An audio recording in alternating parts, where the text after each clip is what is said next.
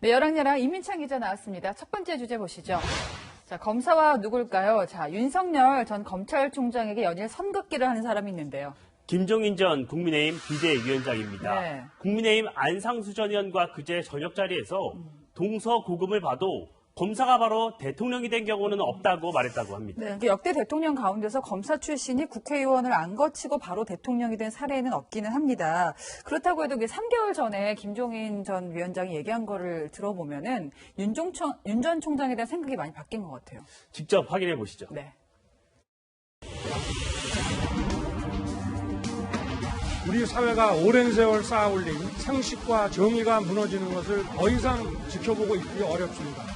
어느 순간을 포착한 것 같다고 단순한 검사만 하는 검사가 아니라 대단히 정보감각이 많은 사람입니다.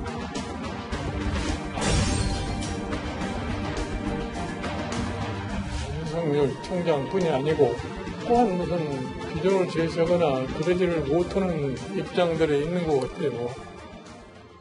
저희가 이제 보궐선거 때까지만 해도 김 전 위원장이 윤 전 총장을 지원할 것 같다 이런 분위기가 팽배했는데 이제는 아닌가 봐요. 최근 김 전 위원장 발언만 보면 네. 그렇게 볼 수 있는데요.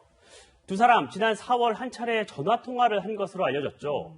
김 전 위원장이 언제 시간이 되면 만나자고 했는데 윤 전 총장이 언론 노출 등을 우려해 고사하면서 만남이 불발됐습니다. 거기다 윤 전 총장이 국민의힘 입당 가능성을 밝힌 것으로 알려졌는데 네. 김 전 위원장은 백조가 오리밭에 가면 오리가 된다며 윤 전 총장의 국민의힘 입당에 부정적이었죠.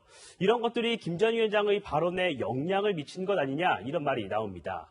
윤한홍 국민의힘 의원은 SNS에 윤 전 총장이 김 전 위원장 러브콜을 무시하고 국민의힘 의원들을 만나 입당을 가시화하자 윤 전 총장 때리기로 전략을 수정했습니까? 이렇게 글을 올렸습니다. 예.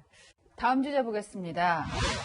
칭찬인 듯 아닌 듯. 자, 이준석 국민의힘 대표 후보가 민주당 2030 정치인들을 갑자기 칭찬했습니다. 상대 정당 정치인을 칭찬하는 일 이례적이죠. 네. 이준석 후보, 장경태 의원은 자신감, 김남국 의원은 성실성을 갖췄다며 문재인 정부 방어하느라 삽을 뜨고 있는 것처럼 보이지만 대선 전국에선 무서운 주체로 돌변할 수 있다고 적었습니다. 좋게 해석을 하자면은 네. 세대교체 판을 키우려는 의도 아닌가 이렇게 보이는데 장경태 의원 같은 경우에는 지난 4월 재보선 참패 이후에 조국 사태 등에서 또 사과를 하지 않았습니까? 당시 발언 먼저 들어보시죠. 네.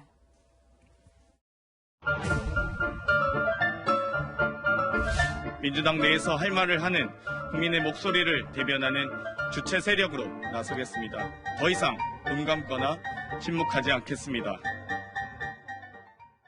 하지만 강성 지지층으로부터 비판을 받았고 장 의원은 결국 사과한 것을 다시 사과했습니다. 사과한 것을 다시 사과했다. 그만큼 자신감이 떨어진다고 볼 수 있고 강성 지지층의 목소리가 크다고 볼 수 있습니다.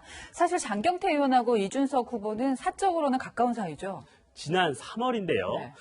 두 사람이 지인들과 함께 술자리를 갖다 5인 이상 사적 모임을 금지한 방역 수칙을 어겨서 논란이 된 바 있습니다. 그랬었군요. 김남국 의원 역시 대표적인 친조국 인사로 분류되는데요. 국회 입성 전부터 조국 수호를 외치며 집회에 참석해 얼굴을 알렸죠. 국회의원이 된 후엔 국회 법사위에서 활동하고 있습니다.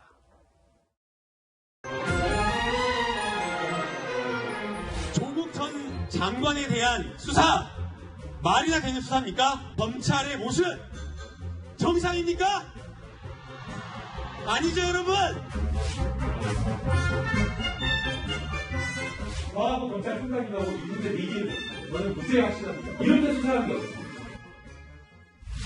이 후보의 글에 김 의원은 함께 새로운 정치를 시작하자며 환영했고 장 의원 역시 훈련된 정치인, 좋은 파트너라고 화답했는데요.